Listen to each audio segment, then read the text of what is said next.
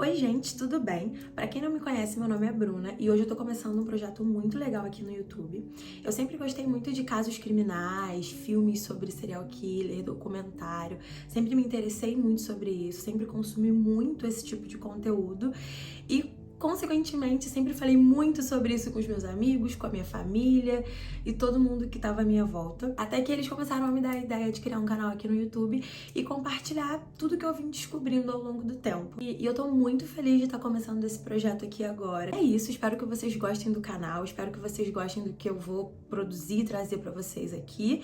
E vamos lá começar o nosso primeiro caso do canal.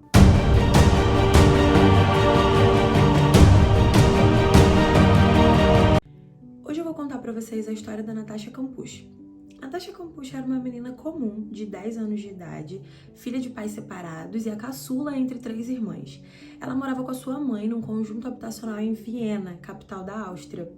A mãe da Natasha era uma mulher que sempre trabalhou muito, desde muito nova, porque ela teve uma filha com 18 anos e uma filha com 19. E por não ter ficado com o pai das crianças, ela precisou trabalhar muito para sustentar as duas. Mas mesmo com esse ritmo pesado de trabalho, a mãe da Natasha se preocupava muito com a segurança dela, não gostava que ela ficasse sozinha no pátio, nem para brincar, porque ali tinham muitos rebeldes que ficavam pichando as paredes, tinham muitos conflitos sociais, porque era uma área que moravam muitos imigrantes e tinham muitas pessoas xenofóbicas, então eles ficavam se insultando, tinha conflito, tinha briga, homens ficavam gritando vulgaridade para as mulheres que passavam, então a mãe da Natasha sempre se preocupou muito em não deixá-la solta ali naquele ambiente, por ser perigoso para ela. Mas como a maioria das crianças da sua idade, a Natasha tinha vontade de ser um pouco mais independente, então há alguns dias ela tinha convencido a sua mãe de deixar ela ir para a escola sozinha.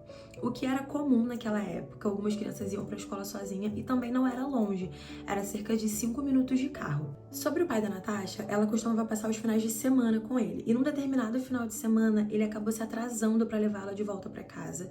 E por medo da reação da mãe dela, achando que a mãe dela ia brigar, ele não acompanhou ela até a porta de casa, deixou ela na entrada do conjunto habitacional, para que ela andasse e chegasse até em casa sozinha. Só que o que ele não sabia era que a mãe da Natasha tinha ido ao cinema. Quando a mãe da Natasha chegou em casa, ela ficou muito chateada com a situação, por ele não ter acompanhado ela até a porta de casa, por ter deixado ela ter caminhado todo o conjunto habitacional sozinha, que era bastante perigoso, e ficou muito brava com o pai dela. No momento de raiva, disse até que proibiria a Natasha de ir para casa do pai, porque estava cansada dele fazer esse tipo de coisa. No dia 2 de março de 1998, Natasha acordou para ir para a escola e ela ainda estava muito chateada com a mãe dela, achando que a mãe dela realmente não deixaria mais ela ir para casa do pai, e decidiu ir para a escola sem se despedir. O mais sinistro é que antes de sair, ela lembrou de uma frase que a mãe dela sempre dizia, que era: nunca vá embora com raiva, porque a gente nunca sabe quando vamos nos ver de novo. E ela chegou a voltar para falar com a mãe dela, mas achou que era bobeira, decidiu sair sem se despedir mesmo assim.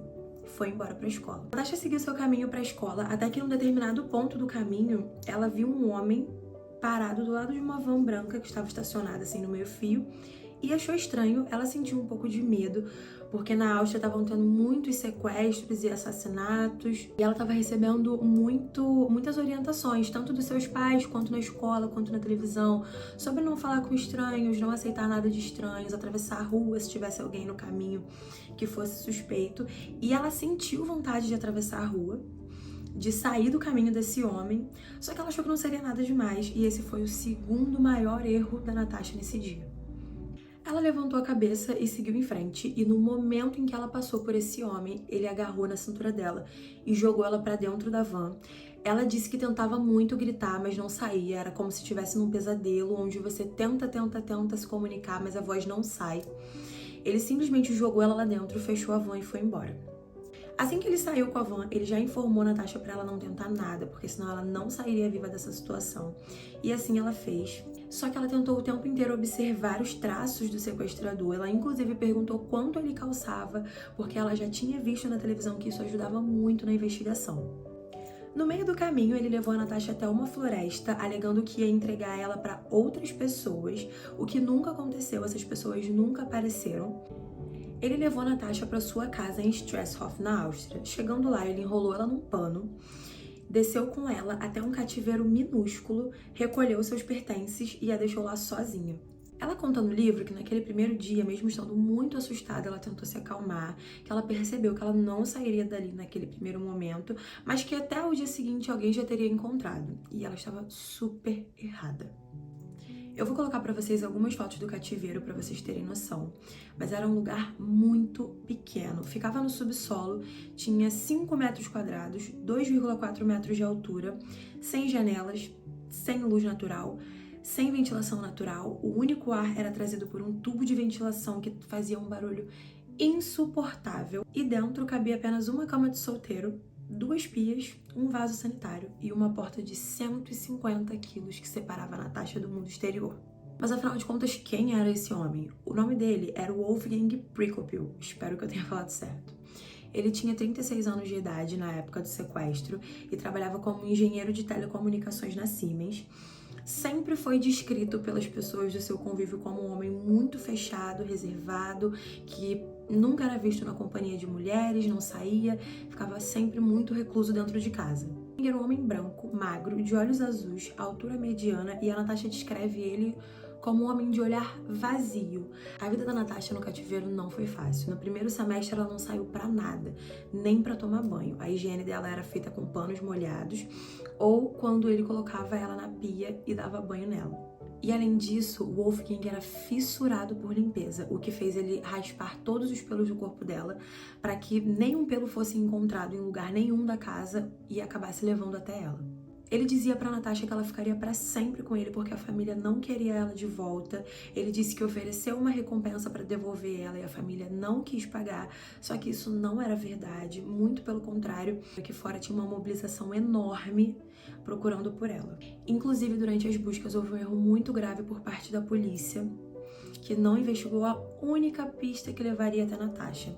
Uma menina de 12 anos que passava por aquele local no mesmo dia disse que viu uma menina sendo empurrada para dentro de uma van branca com vidros escuros, e eu não sei por que a polícia decidiu não investigar essa pista no primeiro momento. Apenas 18 dias depois do sequestro, a polícia noticiou na televisão que iria fazer uma busca por todas as vans brancas da região, o que deu pro Wolfgang muito tempo para poder se preparar caso alguém fosse na casa dele. O que realmente aconteceu, 40 dias após o sequestro, a polícia chegou na casa dele para investigar a van. Só que ele já tinha se preparado, ele encheu a van de entulho, disse que tinha ficado em casa nesse dia e estava fazendo obra na casa, e a polícia decidiu não investigar, mesmo não tendo ninguém para comprovar esse álibi. E eu não consigo imaginar o quão frustrante foi para ela saber disso, que a polícia chegou tão perto de encontrá-la e não investigou o suficiente. Lidar com o humor do sequestrador não era fácil. Muitas vezes ele tratava ela como criança e se importava com as necessidades dela como criança. Em outros momentos ele tratava ela como se fosse a pessoa que ele mais odiasse no mundo, com agressões e xingamentos. Ele era extremamente egocêntrico e muitas vezes exigia que a Natasha chamasse ele de mestre, coisa que ela se recusava a fazer.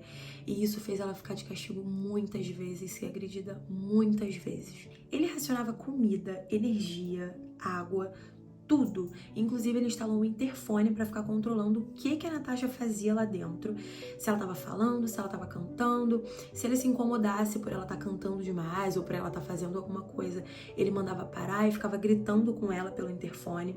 Se ela não obedecesse, ele desligava a luz por dias e ela ficava no total escuro. Eu não consigo imaginar o quão agoniante isso deve ser. Um pouco mais de 6 meses depois do sequestro, depois de a Natasha insistir muito, ele finalmente deixou que ela subisse pro andar de cima para tomar banho, porém com muitas ameaças caso ela tentasse alguma coisa. Depois de 1 ano do sequestro, ele proibiu completamente a Natasha de falar sobre a sua vida antiga. Ela não podia falar sobre os pais e, inclusive, ele fez ela mudar o seu nome para Bibiana, alegando que a Natasha não existia mais.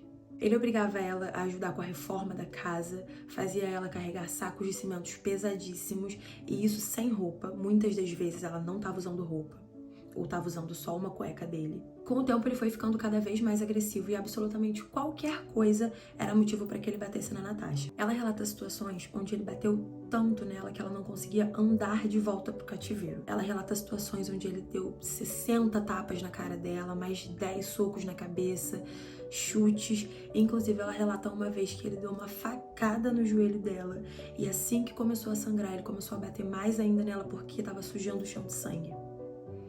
muito pesado. Com 14 anos, Natasha passou a dormir junto com ele no andar de cima e ele prendia o braço dos dois com algemas ou braçadeiras para que ela não fugisse durante a noite. E apesar do filme que conta a sua história retratar abuso sexual, a Natasha se reservou o direito de não falar sobre isso e é por isso que eu não vou falar sobre isso aqui no vídeo também.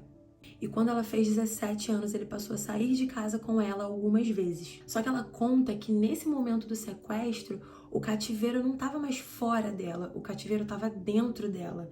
Então, as poucas vezes que ele levou ela na rua, ela não conseguia fugir, porque ele ameaçava muito ela, ameaçava matar todo mundo que estivesse em volta, ameaçava matar a família dela inteira, ou ameaçava matar a pessoa que ela pedisse ajuda. Eu imagino que deve ter sido um trauma psicológico muito grande, porque ela não conseguia nem se mexer para tentar nada.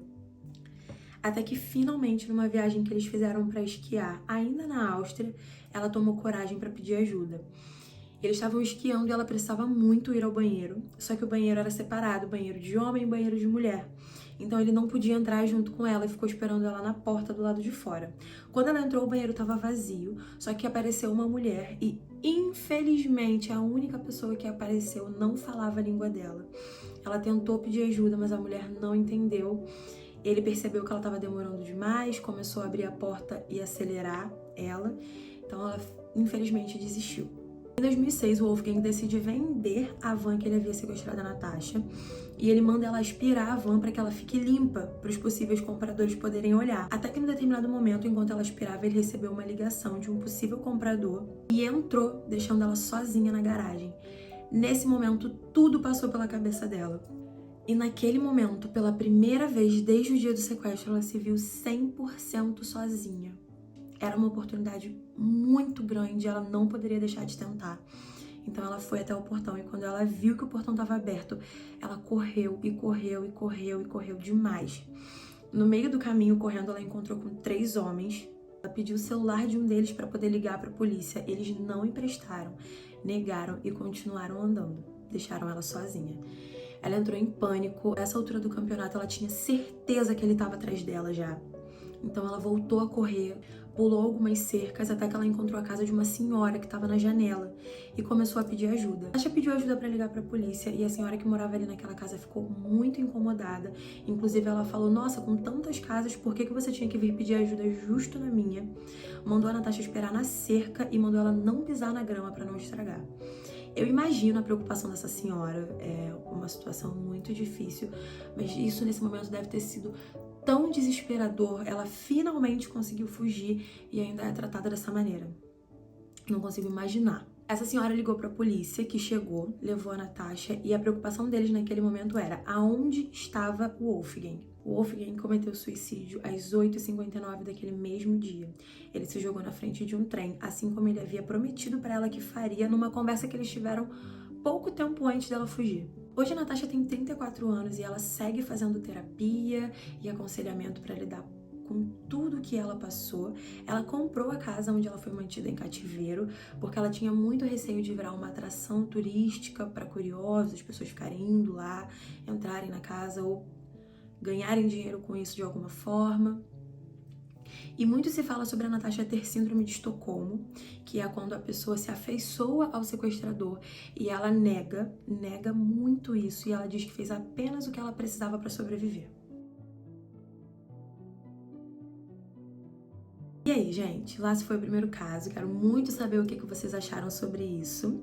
Vou falar o clichê. Não esqueça de curtir, comentar e compartilhar esse vídeo. Vai me ajudar muito na divulgação aqui. Deixa aqui pra mim a opinião de vocês. O que vocês acham que pode melhorar. Se vocês souberem de casos que vocês queiram saber mais, comenta aqui que eu vou procurar saber. Vou pesquisar e vou trazer aqui em vídeo pra vocês, tá bom?